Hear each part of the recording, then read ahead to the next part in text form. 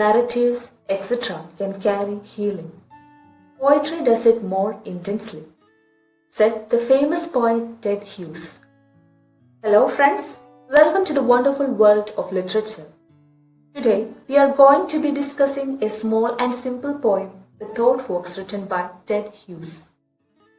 He is one of the famous animal poets who is also hailed as a nature poet. The poem appeared in Hughes' first collection of poems, The Hawk in the Rain, in 1957. This poem consists of 6 stanzas of 4 lines each.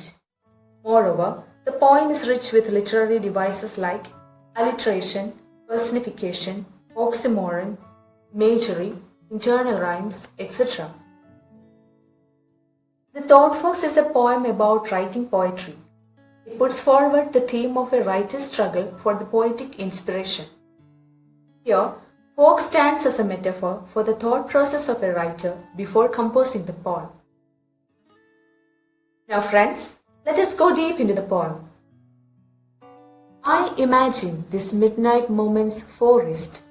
Something else is alive, beside the clock's loneliness, and this blank page where my fingers move. Here, the poet imagines that he is in a forest in the midnight. The night in the first line is a metaphor for the imagination of the poet, whereas the forest symbolizes his mind. Though he is alone at his desk, yet the poet senses the presence of something else besides him while he was moving his fingers on the blank page in front of him. Here, the something else that is alive is the thoughts. Friends, have you noticed the third line? It says, besides the clock's loneliness. The poet attributes his loneliness to the clock, and hence it is a transferred epithet. In a nutshell, the poet in the first stanza sits in front of the blank sheet in order to write.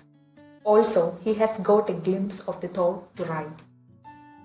Now, let us go through the second stanza.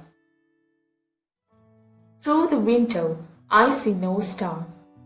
Something more near, though deeper within darkness, is entering the loneliness. Here, the poet sees something nearer than a star through the window. Possibly, the window here is the poet's mind. And the glimpse of the thought which has come to the poet's mind in the first stanza is somewhat clear in this stanza. But it is deeper within the darkness, which means the thought or the poetic inspiration is distant from the conscious mind. Now, the poet is not alone here. The thought has entered his mind.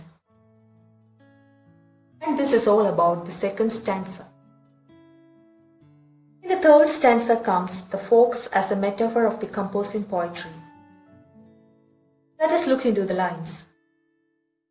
Cold, delicately as the dark snow, a fox's nose touches twig leaf. Do I serve a movement that now and again now and now and now?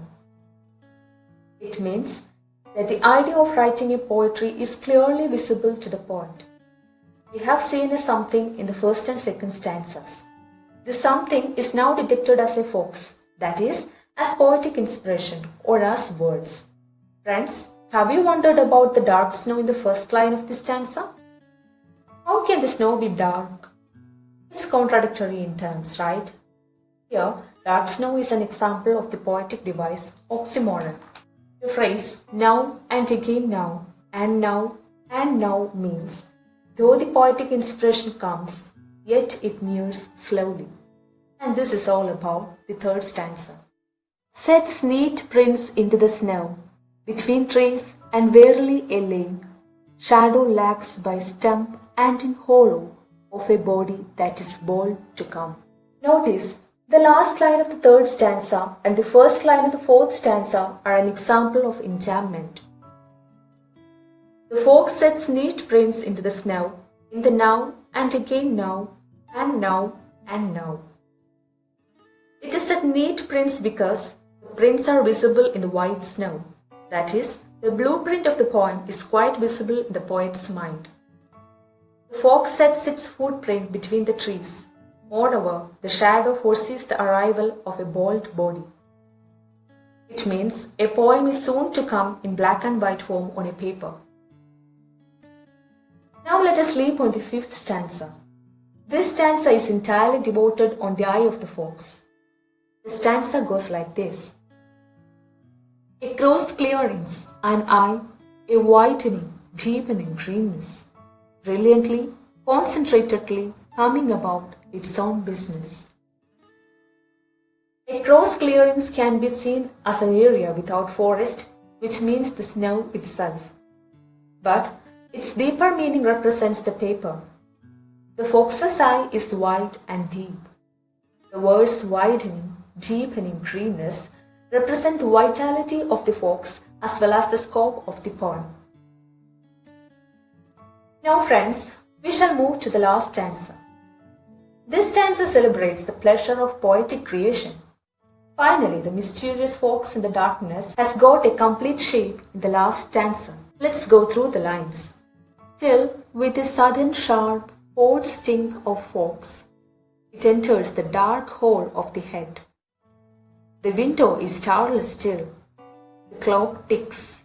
The page is printed. Here, the creative thought has come to the poet's mind that was lack of poetic intuition in the beginning stanzas of the poem.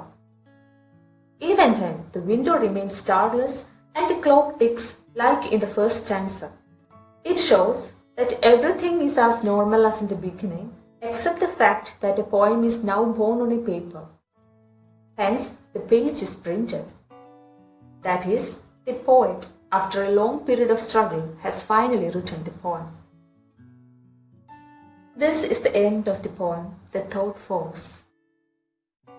If you feel this video worthy, please like, share, comment and subscribe. Thank you.